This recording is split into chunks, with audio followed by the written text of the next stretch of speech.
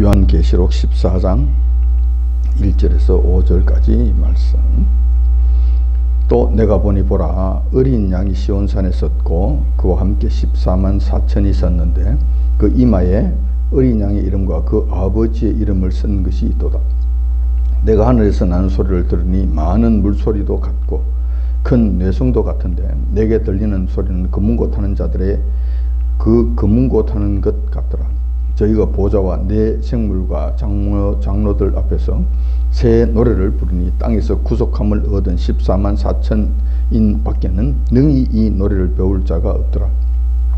이 사람들은 여자로 더불어 더럽히지 아니하고 정절이 있는 자라. 어린 양이 어디로 인도하든지 따라가는 자며 사람 가운데서 구속을 받아 처음 익은 열매로 하나님과 어린 양에게 속한 자들이니 그 입에 거짓말이 없고 흠이 없는 자들이더라. 아멘. 오늘 본 말씀 중심으로 해서 구원받은 14만 4천 명이라는 제목으로 말씀을 나누고자 합니다. 주님께서는 마태복음 24장에서 세상 말세 때에 대한 특징들을 가르쳐 주셨습니다. 그 중에서 가장 대표적인 종말의 특징이 있는데 그것이 바로 미혹입니다. 성도들을 거짓말로 속인다는 것이죠. 거짓말로 믿음을 무너뜨린다는 것입니다. 이러한 미혹은 끝날 때까지 계속될 것이고 집요하게 성도들을 따라다닐 것입니다. 그리하여 한 사람이라도 더 실족시키기 위해서 사탄과 그 하수인들이 우는 사자와 같이 덤벼들 것입니다. 우리가 지금 이러한 시대에 살고 있다는 것입니다. 최근엔 사탄과 그 하수인들에 의해 이러한 미혹이 극심하게 자행되고 있는데 그런 미혹 중에 하나가 바로 14만 4천 명에 관한 말씀의 왜곡이라는 것입니다. 대표적으로 신천지가 이러한 장난을 많이 치고 있는데 이만희가 가르치는 14만 4천 명에 의하면은 자기네들 교회에 들어와서 입교한 사람들, 등록한 사람들만 14만 4천 명에 들어갈 수 있다. 그리고 신천지에 의해서 14만 4천 명이 차고 나면은 세상 끝날이 온다. 그리고 세상 마지막이 오고 심판이 온다. 자기네들만 천국 가고 나머지는 전부 다 이쪽에서 불바다가 된다. 이렇게 거짓말을 합니다. 이렇게 선동을 합니다. 그렇게 해서 지금 대표적으로 성공한 단체 재미를 많이 보고 있죠. 수많은 교회들을 무너뜨리고 수많은 교회들을 혼잡하게 만들고 수많은 교인들을 끌어다가 자신들의 밥으로 삼고 있습니다. 안타까운 일이 아닐 수 없습니다. 지금 우리가 보는 바와 같은 거예요. 반면에 기성교회와 정통교단들은 어떻습니까? 요한계시록을 언급하는 것을 그 자체를 즐거워하지 않은 것 같아요. 왜 그러냐고 했더니만 다니엘서에서 이렇게 기록되어 있어요. 다니엘서 12장 4절에 이렇게 기록되어 있습니다. 다니엘아, 마지막 때까지 이 말을 간수하고 이 글을 봉함하라. 이런 말씀이 있어요. 마지막 때까지 이걸 봉함하라는 거예요. 왜냐하면 그때까지는 잘 알지 못할 것이니 잘 알지 못하면서 함부로 떠들다가는 사고를 칠 수 있으니까 그때까지 봉함하라고 말씀해 놓으셨어요. 근데 이 말씀에 영향을 받은 것 같아요. 얼씨구나. 안 그래도 복잡하고 안 그래도 힘드는데 봉함하라고 했으니 봉함해 놓고 있는 것이 좋지. 뭐 떠들 건 뭐 있나. 뭐 어떤 측면에서는 직무유기가 될 수 있겠지만 함부로 떠드는 것보다는 그래도 좀 낫지 않겠나는 생각이 들어요. 아무튼 이것도 지금은 옳지 않은 거예요. 왜냐하면 신천지와 같은 이단들이 너무 많이 설치고 많은 성도들을 미혹하고 있기 때문에 그렇다는 거예요. 대응책을 강구하려면 가만히 있어서 될 일이 아니잖아요. 바른 것은 바르게 가르쳐야 되고 옳은 것은 옳게 성도들에게 선포를 하여야 성도들이 그것을 옳고 그름을 분별해서 나올 거 아니에요. 미혹에서 빠져나올 것 아니에요. 또 이 기성교회에서는 이러한 경향이 있습니다. 14만 4천 명은 꼭 문자적으로 해석할 필요가 없고 많은 수의 구원받은 성도들을 상징적으로 나타내는 숫자에 불과하다면서 쉽게 넘어가 버립니다. 이런 경향도 지금 꽤 많이 있어요. 또 그렇지 않으면은 이곳에서는 이렇게 말하고 저곳에서는 저렇게 말하고 14만 4천 명에 대해서 이러쿵저러쿵 떠들어대는데 혼란스럽기만 합니다. 속 시원한 구석이 없습니다. 자, 이렇게 되다 보니까 이렇게 우왕좌왕하는 사이에 온갖 이단들이 다 나타나서 14만 4천 명을 자기들이 먼저 선점을 하고 자기들이 먼저 주도권을 쥐고 자기들이 먼저 이것을 가지고 농락을 하는 거예요. 엉망진창을 만드는 거예요. 선량한 성도들의 영혼을 노력질하는데 이것만큼 좋은 먹잇감이 없는 거예요. 이런 일들을 한다는 거예요. 이쯤 되면은 이제 교회들도 나서야 되지 않겠는가. 정상적인 교회와 교단들은 나서야 되지 않겠는가. 심각성을 깨닫고 일어서야 되지 않겠는가라는 것입니다. 그래서 오늘은 요한계시록에 기록된 14만 4천 명에 관한 말씀을 여러분들에게 드리고자 합니다. 쉽지 않는 도전이어서 저도 마음에 부담이 상당히 큽니다. 잘못 하나님의 말씀을 전하면 거짓 선지자가 되기 때문에 그렇습니다. 하나님께서 말씀하지 아니하는 말씀을 여러분들에게 떠들다가는 저는 거짓 선지자의 죄에 걸려들게 됩니다. 그러므로 마음이 무겁지 않을 수 없습니다. 하지만 최대한 성경 말씀을 따라가면서 성령님의 인도를 받는다면 분명한 빛을 비춰주시리라 확신합니다. 지금은 자타가 공인하는 마지막 때입니다. 따라서 다니엘에게 말씀하신 마지막 때까지 봉인하라는 말씀도 이제는 풀어질 때가 되었다고 봅니다. 그러므로 주님을 경외하는 하나님의 자녀들에게는 충분히 이 말씀도 깨닫게 해주실 것이라 확신합니다. 14만 4천 명은 성경에서 딱 2번 나옵니다.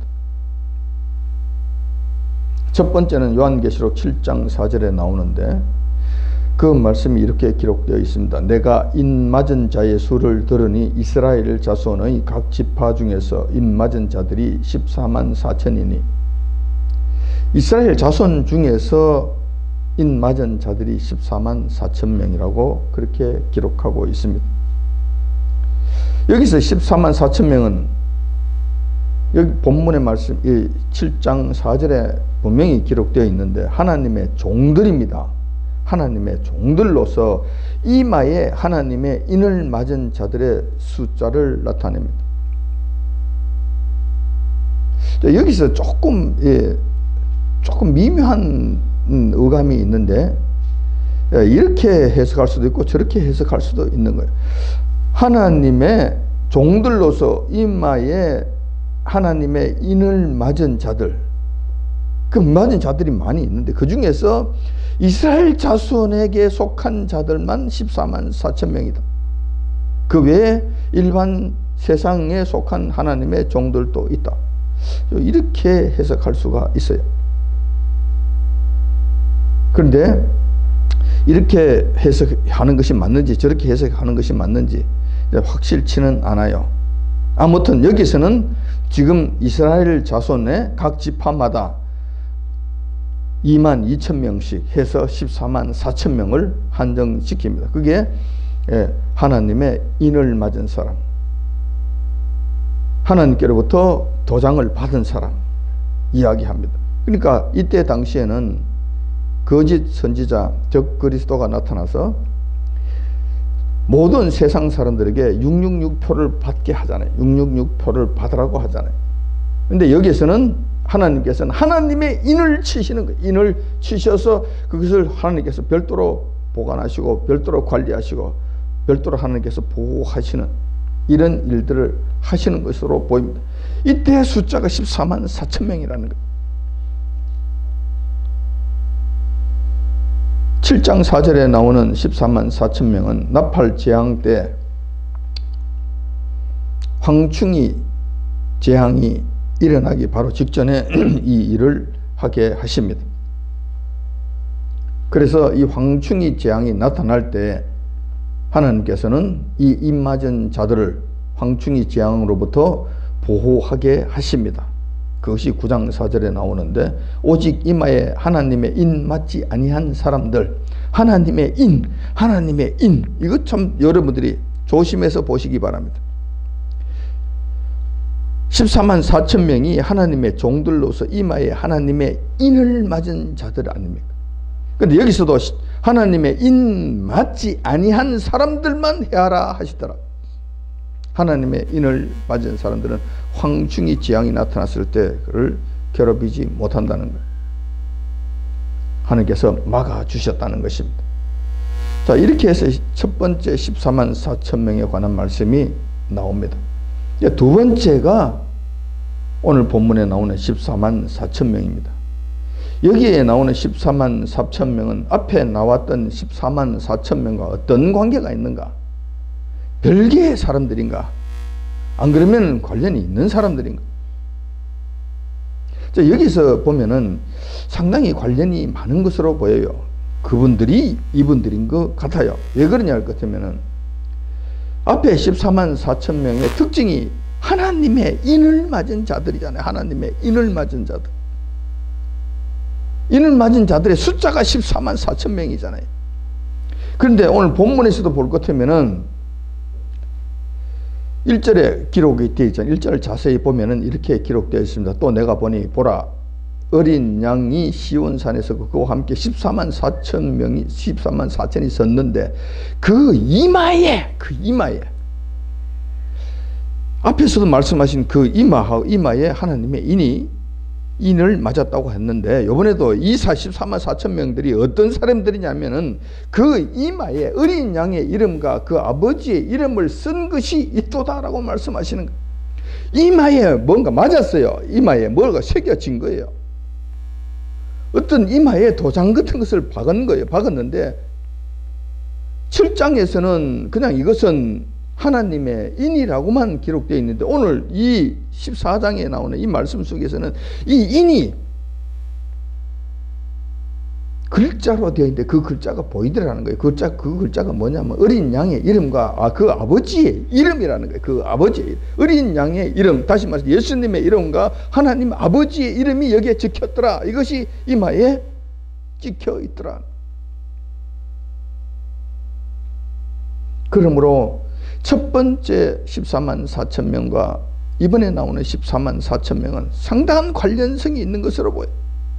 14만 4천 명이라는 숫자도 같고 이마에 인을 맞는 것도 같고, 근데 단지 앞에서는 그 인의 내용이 뭔지를 모르는데 이번에는 어린 양의 이름과 아버지의 이름이 여기에 새겨져 있다. 다시 말해서 어린 양의 소유물이고 여호와 하나님 아버지의 소유물이라는 이 도장이 여기서 새겨졌더라는 거예요.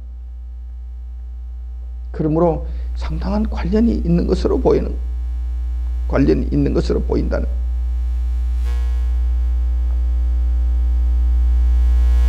이들은 사람 가운데 구속받아 처음 익은 열매로서 하나님과 어린 양에게 속한 자들이다.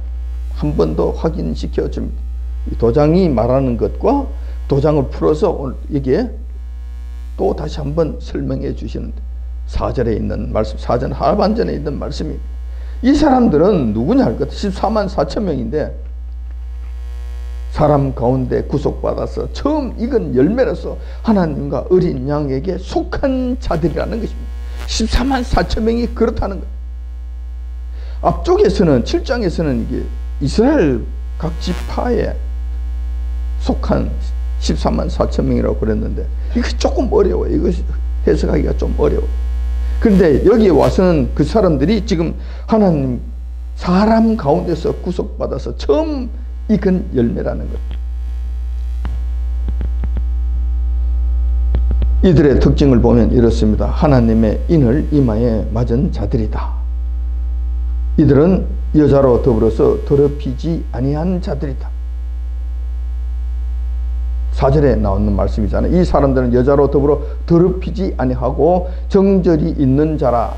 어린 양이 어디로 인도하든지 따라가는 자며 이렇게 기록되어 있습니다. 그러므로 이 사람들은 하나님의 인을 이마에 맞은 자들이고 두 번째로는 여자로 더불어 더럽히지 아니한 자들을 말한다. 여기서 여자라고 하는 것은 나중에 가면은 음녀를 이야기하는 것인데 그 음녀는 우상을 이야기하는 거예요. 그렇다면은 이 사람들은 우상 숭배를 하면서 자기 영혼을 더럽히지 아니한 사람들이라는 거예요.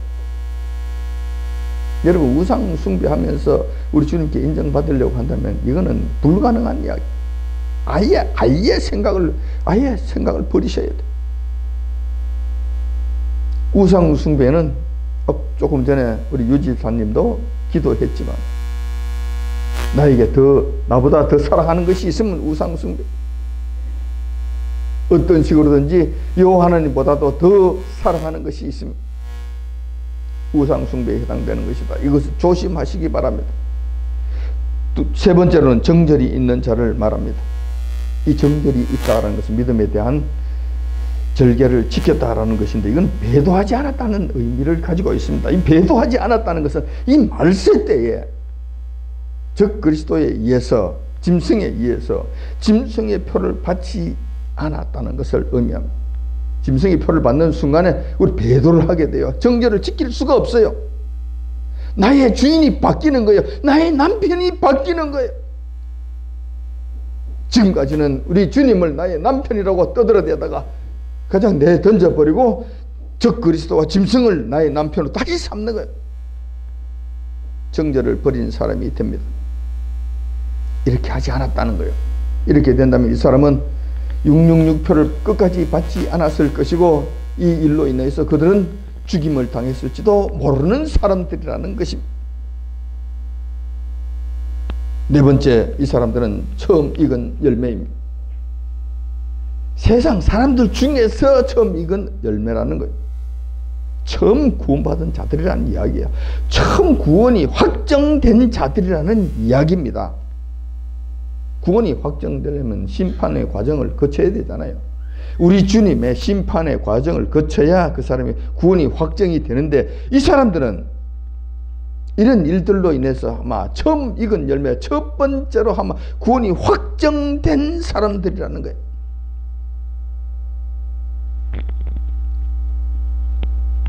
자, 이러한 특징들이 있어요. 오늘 본문의 13만 4천 명이 이러한 특징을 갖고 있다는 것입니다. 말세 때 이러한 특징을 가진 자들은 과연 누구일까? 어떤 자들일까? 중요한 내용이 아닐 수 없습니다. 처음 익은 열매라는 이 말에 힌트가 있어요. 그런데 처음 익은 열매라는 말은 성경에 한번 나옵니다. 고린도전서 15장 23절에 첫 열매라는 말이 한번 나옵니다. 그리고 여기에 나오고 두 번 나와요. 그런데 고린도전서에서 나오는 고린도전서 15장에 나오는 이 말씀은 어떻게 기록되어 있는 것인가 살펴보면 이렇습니다. 고린도전서 15장 23절 24절 각각 차례대로 되리니 먼저는 첫 열매가 나옵니다. 첫 열매이신 그리스도요. 다음에는 그리스도 강림하실 때에 그에게 붙은 자요. 그리고 그 후에는 나중이니 저가 모든 정사와 모든 권세와 능력을 멸하시고 나라를 아버지 하나님께 바칠 때라. 이렇게 기록되어 있습니다. 이 바울의 말씀을 살펴보면은 부활에 관한 말씀인데 이 부활은 3단계로 진행된다는 거예요. 이 말씀이 바로 그 말씀이 차례대로 이루어진다는 거예요. 첫 번째는 첫 열매이신 예수 그리스도가 첫 열매로 부활하신다는 거예요. 완전하게 되신다는 거예요. 첫 열매가 되신다는 거예요. 두 번째로는 예수님 재림하실 때에 휴거되는 성도들이 우리 주님께 붙은 자들을 이야기해요. 예수님 재림하실 때 예수님께 붙은 자들이 두 번째 열매가 됩니다. 두 번째 열매가 됩니다. 그리고 세 번째는 제일 마지막에 이루어진다고 말씀하십니다. 이것은 백보자 심판 때, 마지막 심판 때에 모든 인류가 부활할 때, 부활해서 심판을 받아서 구원을 받은 자들, 이들이 마지막 세 번째 열매가 될 것입니다. 따라서 사도 바울이 말씀하신 그 첫 열매하고 오늘 본문에서 말씀하신 첫 열매하고는 이 내용이 좀 틀린 것을 볼 수가 있습니다. 성격이 좀 다르다는 거예요. 바울은 부활하신 예수님을 일컫는데 비해서 본문 말씀은 사람 가운데서 구속받은 자들을 말합니다. 사도 바울은 예수님을 지칭하는 것이고 여기서는 본문 말씀에는 사람들을 지칭하는 거예요. 거기에서는 한 분 예수님이시지만 여기는 14만 4천 명이에요. 그래서 이거 고린도전서에 나오는 첫 열매하고 여기서 말씀하시는 처음 익은 열매하고는 다르다라는 것을 우리가 알 수 있다는 것입니다. 특히 세상 사람 중에서 하나님으로부터 인치심을 받고 처음으로 부활한 자들이라는 그런 측면에서 이 처음 익은 열매를 말씀하고 계신다는 거예요. 그럼 이 사람들은 어떤 사람들인가? 이들은 예수님 재림 때에 휴거된 자들을 뜻하는 것이다. 처음 익은 열매, 사람들 중에서, 구속받은 사람들 중에서 처음 익은 열매잖아요. 그렇다면 예수님을 제외한 처음 익은 열매, 그 다음 처음 익은 열매는 사도 바울이 말씀하시는 예수님 재림하실 때 거기에 붙은 자들이잖아요. 거기에 속한 자들이잖아요.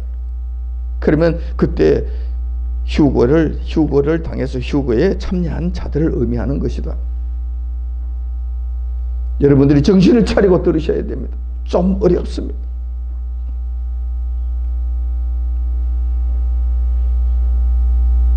특별히 이들의 특징을 보면은 14만 4천 명인데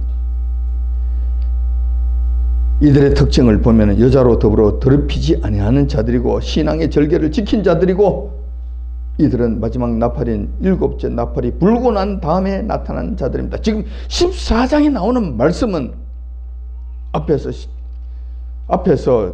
마지막 천사가 10장 7절에 있는 말씀, 10장 7절에 있는 말씀, 일곱째 천사가 소리낸 날 그 나팔을 불게 될 때에 하나님의 비밀이 그 종 선지자들에게서는 복음과 같이 이루리라 라고 말씀하시면서 지금 마지막 나팔이 부는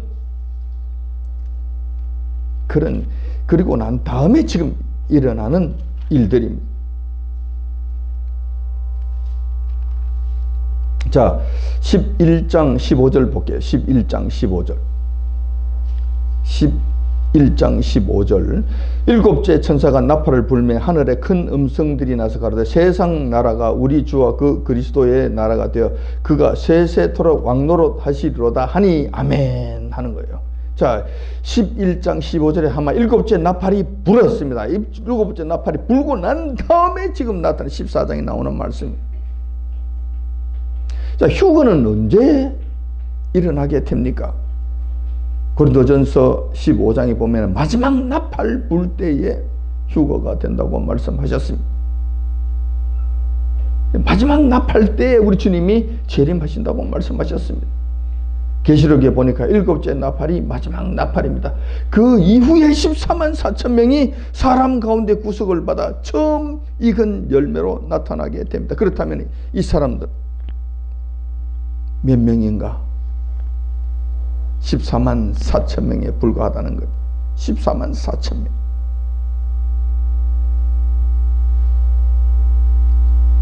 (15장 2절에) 보면은 이 말씀이 조금 더 분명하게 나타나고 있습니다. 15장 2절. 또 내가 보니 불 섞인 유리바다 같은 것이 있고 짐승과 그의 우상과 그의 이름의 수를 이기고 벗어난 자들이 유리바다가에 서서라고 말씀하십니다. 유리바다 위에 서서 어린 양의 노래를 부르는 자들은 짐승과 그의 우상과 그의 이름의 수를 이기고 벗어난 자들이라고 말씀하시는 거예요. 짐승의 수는 여러분 분명하잖아요. 666이잖아요. 볼 것 없잖아요. 이 수를 이기고 나온 사람들이라고 말씀하시는 거예요. 그게 절하지도 아니하고 짐승을 섬기지도 아니하고 그 표를 받지도 아니하고 끝까지 신앙의 절개를 지킨 자들, 이들을 이야기하고 있지 않습니까? 이 사람들은 마지막 여호와 하나님의 대접 재앙은 받지 않습니다. 왜냐하면 휴거가 되고 지금 유리바다 위에 서 있었잖아요. 있고 하나님 보좌 앞에서 지금 기쁨의 찬양의 노래를 부르고 있는데 이 땅에서는 여호와 하나님의 진노의 대접이 쏟아지고 있는 거예요. 그러므로 그들은 여호와 하나님의 진노의 대접은 받지 아니하신다. 이러한 말씀은 계시록 20장 4절에 다시 한 번 더 확인해 주고 있습니다.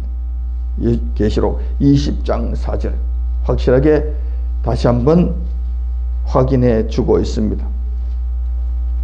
또 내가 보니 예수님의 증거와 하나님의 말씀을 인하여 목배임을 받은 자의 영혼들과 또 짐승과 우상에게 경배하지도 아니하고 그 이마와 손에 그의 표를 받지도 아니한 자들이 살아서 그리스도로 더불어 천년 동안 왕노릇하니 이들은 예수님 이름을 증거하다가 목배임을 받고 하나님의 말씀을 지키다가 죽임을 당하는 그런 영혼들, 그런 죽은 자들이니까 영혼들하고 그 다음에 또 짐승과 우상에게 경배하지 아니한 또 이마에 손과 이마와 손에 666표를 받지 아니한 사람들, 자들, 사람들, 영혼하고 그 다음에 살아있는 사람들하고 같이 이 자리에 참여한다는 거예요. 여기서는 몇 명인지 숫자가 나오지 않습니다. 그런데 14장 여기 1절에는 14만 4천 명이라고 말씀하지 않습니까?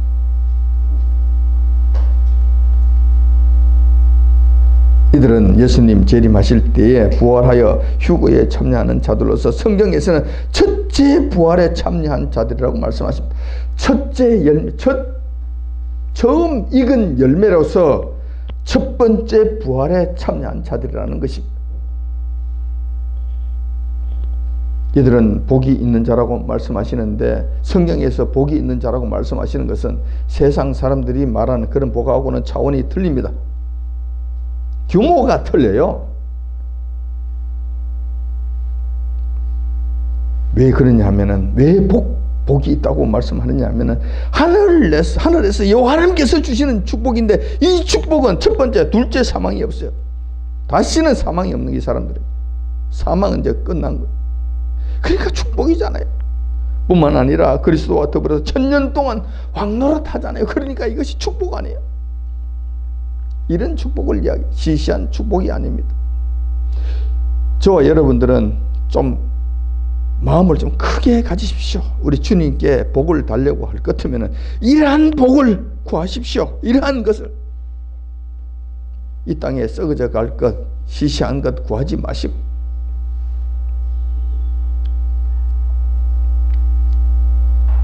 계시록에서 14만 4천 명을 두 번씩이라 거론했다면 충분한 이유가 있을 것입니다. 우리가 밀어내서 그 깊은 내용들을 다 알아차리지 못한 것이 안타까울 따름입니다. 하지만 우리가 여기서 알 수 있는 것은 예수님께서 마지막 재림하실 때에 구원받고 휴거에 임할 자들이 매우 적을 것이라는 점입니다. 이것만큼은 확실해 보여요. 14만 4천 명이 문자적으로 꼭 14만 4천 명을 딱 잘라서 끊어서 이 사람들만 부활에 참여한다, 휴거에 참여한다. 아닐 수도 있어요. 이게 상징적으로 말씀하실 수도 있어요. 정확하게는 다 우리가 알 수 없어요. 그리고 이스라엘의 12지파에서 나온 사람들이라고 말씀하시는데 이스라엘 12지파가 정말 이스라엘의 실제 지파들의 그게 속한 자들을 말씀하시는 것인지 안 그러면 그것을 믿는 자들을 통틀어서 상징적으로 말씀하시는 것인지 그것은 제가 자신이 없어요. 뭐라고 이야기할 수가 없어요. 저도 다 알지 못하기 때문에 그래요. 하지만 한 가지 분명한 것은 휴거에 참여하는 자들은 10이 적을 것이라는 것. 이것만큼은 확실해 보여요. 정말 적다는 것. 지금 세계 인구가 70억이잖아요. 70억이 넘어서고 있잖아요. 70억이 넘어요, 지금. 그 가운데서 14만 4천 명이라고 한다면은 지금 50만 명 중에 한 명꼴이 돼요. 50만 명 중에 한 명꼴이 된다고. 울산이 지금 100만 명이잖아요. 100만 명. 100만 명 같으면 이 중에서 2명이에요, 2명.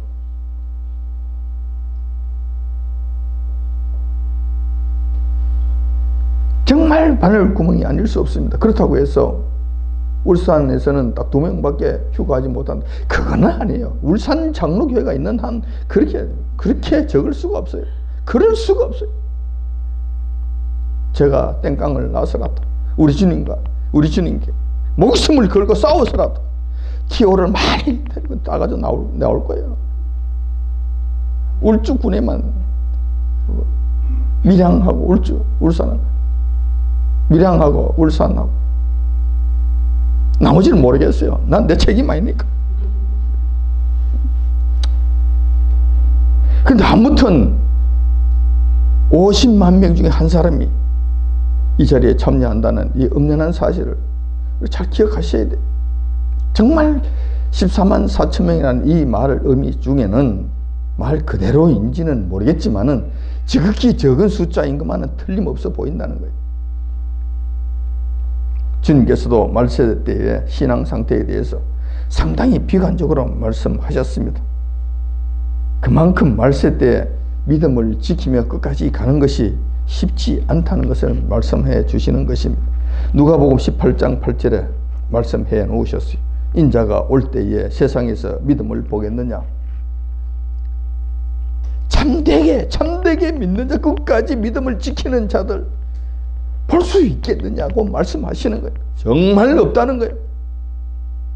여러분들 지금 전후 좌우를 한번 살펴보세요. 신앙생활을 하고 있다는 사람들, 소위 믿음 생활을 잘 하고 있다는, 오래 신앙생활을 했다는 사람들 전후 좌우를 한번 살펴보세요. 그리고 그들과 직접 대화를 한번 나눠 보세요. 그들이 사국 사람이 살았는가 죽었는가. 참 암담한 실정이 아닐 수 없어요. 살았다는 이름은 있으나 실상은 죽은 자가 얼마나 많은지 알 수가 없어요.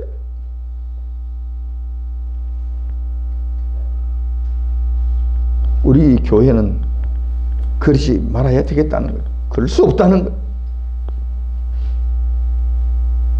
너무 인원이 적다고 또 우리 주님께서 세상에서 믿음을 보겠느냐고 탄식하셨으므로 인해서 우리가 낙심할 필요는 없습니다. 인간의 눈으로는 불가능해 보이지만 전능하신 여호와 하나님 앞에서는 능치 못할 일이 없으시기 때문에 그렇습니다. 여호와 하나님 앞에 우리가 신실한 믿음을 지키고 정절을 지키고 우리가 여자와 더불어서 음행하지 아니하고 우리 주님께서 이끌어가신 어린 양이 이끌어가시는 대로 따라가신다면 여기는 분명히 이 자리에 들어가는 거예요. 14만 4천 명이 중요한 것이 아니라 이렇게만 한다면 무조건 그 자리에 들어가는 거예요.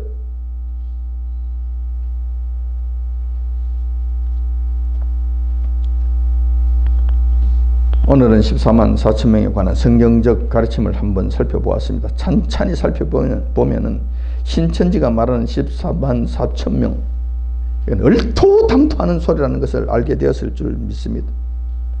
말도 안 되는 소리로 성도들을 이렇게 미혹하고 있는 것, 속이고 있는 것.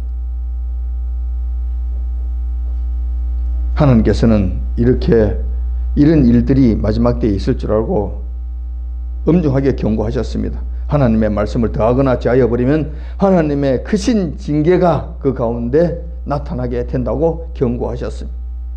자, 이것이 계시록 22장 18절 19절에 있는 말씀입니다.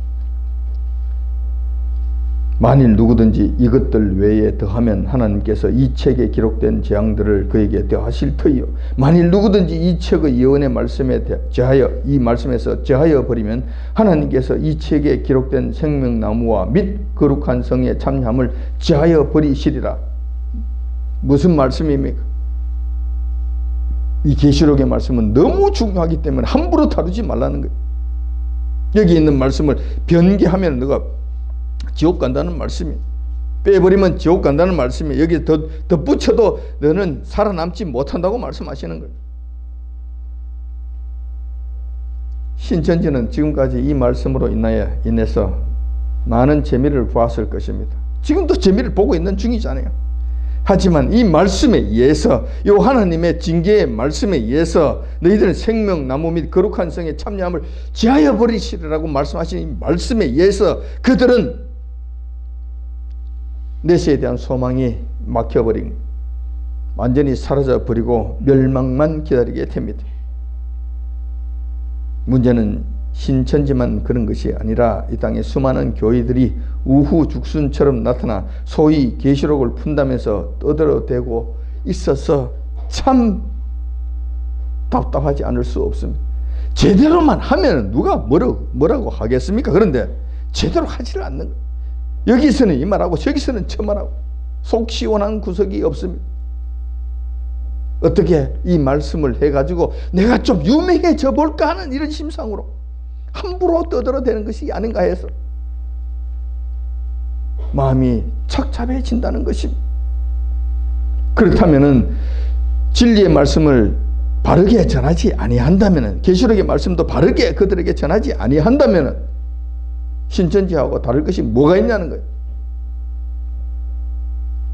이만희야 당연히 죽음을 맞이하겠지만 미혹되어서 끌려가는 수많은 백성들은 어떻게 할 것이냐는 것입니다.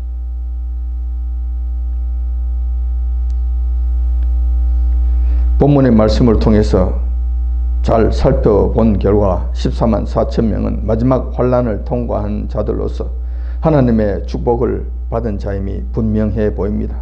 또한 예수님의 재림시에 휴거에 참여할 자들이기도 하다는 것입니다.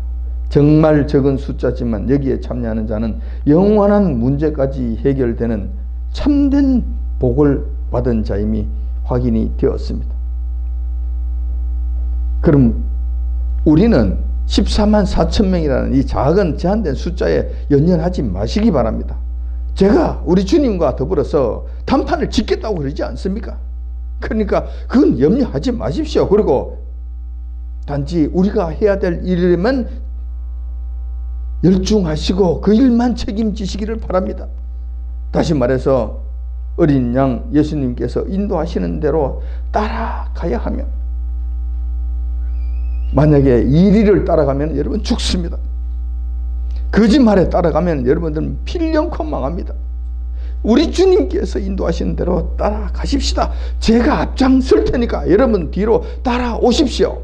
그러면 여러분들이 실만한 물가를 얻게 될 것이고 푸른 초장을 맞이하게 될 것입니다. 그런 다음 우상 숭배는 절대로 조심하십시오. 믿음의 정절은 끝까지 지키되 경우에 따라서는 666표를 받는 대신에 목숨까지 버리겠다는 신앙의 절개를 굳건히 지키시기를 바랍니다. 이런 것이 없이 이 자리에 참여할 수 없기 때문에 그런 거예요. 결코 쉽지 않는 여정이 될 것입니다. 하지만 우리에게는 보혜사 성령님께서 계시고 우리를 도우라고 보내주신 천사들이 있으므로 결코 낙심하지 않아도 될 것입니다. 외롭지 않을 것입니다. 따라서 두려워하지 말고 끝까지 미혹을 물리치고 믿음을 지킴으로 말미암아 우리에게 주어진 엄청난 영광의 면류관을 모두 다 소유하시기를 바랍니다. 사도 바울은 이렇게 말했습니다. 생각컨대 현재의 고난은 장차 우리에게 나타날 영광과 좋게 비교할 수 없도다. 물론 이 자리에 참여하기 위해서는 많은 시련이 있을 것이고 많은 난관을 극복해야 될 것이고 경우에 따라서는 목숨까지 버리면서 주님께 우리의 믿음을 보여주어야 될 줄 압니다. 하지만 이 모든 것들은 장차 나타날 영광과는 좋게 비교할 수 없을 정도로 큰 상급과 영광이 기다린다는 이 사실을 믿음으로 굳건히 붙잡으시기를 바랍니다. 마지막 구원받을 자들이 아무리 작다 하더라도 14만 4천 명이나 되기 때문에 우리 교회에 속한 하나님의 자녀들은 한 사람도 빠짐없이 다 참여하고도 자리가 남을 줄 압니다. 모두 다 이 자리에 참여하여서 영원한 세계에서 같이 복락을 누리시길 주님의 이름으로 축원드립니다. 기도하겠습니다.